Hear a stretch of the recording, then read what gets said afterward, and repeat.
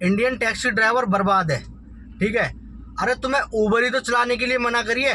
जब तुम अपने हक के लिए नहीं लड़ सकते तो किसके लिए लड़ोगे, ठीक है। तुमने जी जान पूरे अपनी पूरी ज़िंदगी की कमाई एक गाड़ी लेने में लगा दी, ठीक है।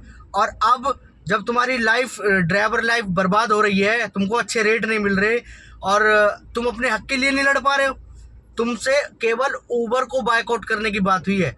ओला चलाओ, रैपिडो चलाओ, मना थोड़ी ना कर रही है, इंडियन कंपनी है ना। ऊबर का एजेंडा क्या है, मैं आपको समझाता हूँ, ध्यान से सुनना। ऊबर ने सबसे बड़ी ऊबर को अपॉर्चुनिटी मिली जब ये आया ना हमारे इंडिया में।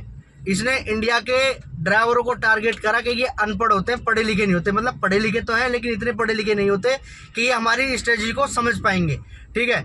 अब जितने भी इंडियन ड्राइवर हैं, कोई 8वीं पास है, कोई 10वीं पास है, कोई 12वीं पास है, इससे ज़्यादा कोई पढ़ा लिखा कोई ड्राइवर टैक्सी चला ही नहीं रहा है, ठीक है।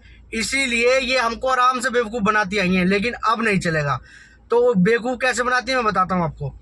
इसने सबसे पहले क्या करा, ठीक है, हमारा हाथ पकड़ा, हमको पार्टनर बताया, हम खुश हो गए कि भाई हम तो उबर के पार्टनर हैं और हमको उबर अच्छा कमा के दे रही है ना। लेकिन इसने क्या करा कि भाई शुरू में कुछ अच्छा कमा के देंगे, लेकिन अब जब से लॉकडाउन लगा इसका दिमाग और तेज हो गया।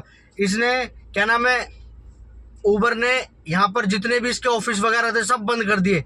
तो ना तो अब इसके पास कोई इंडियन एम्प्लॉई है, ठीक है। एक कंप्यूटर बैठा रखा है, उसमें 10-12 सवालों के जवाब रिकॉर्ड कर रखे हैं, रिकॉर्डेड लाइन चलती है, कोई हमारे पर्सनल सवालों को कोई जवाब नहीं दे पाता।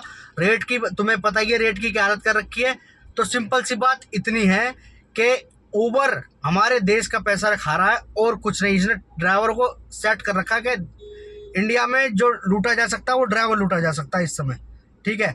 हमारे हक का पैसा अपने देश की जीडीपी में ग्रोथ करने के लिए लगा रहा है और हम ओला और उबर इंडियन जैसी कंपनी कोई नहीं चला रहे।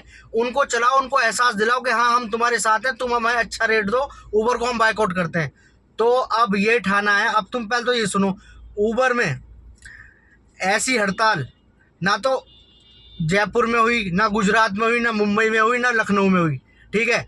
आज की डेट में सोशल मीडिया पे हर तीसरी वीडियो उबर बायकॉट के नाम पे चल रही है, ठीक है। तो ये ट्रेंड तुमने चलाया तो इसको जारी रखो। अभी तक उबर का कोई जवाब नहीं आया है, ठीक है। उसको जवाब देना पड़ेगा और सोशल मीडिया पे आकर जवाब देना पड़ेगा और हमसे बात करनी पड़ेगी, रोड पे आना पड़ेगा। अगर तुम कुछ चंद लोग उबर को अभी भी चलाओगे ना, तो फिर हम जितने भी सोशल मीडिया पे वीडियो बनाते हैं ना, हमारा कोई फ़ायदा नहीं होगा बनाने का। भाई समझो इस बात को, ये ऐप नहीं ट्रैप है हमारे लिए।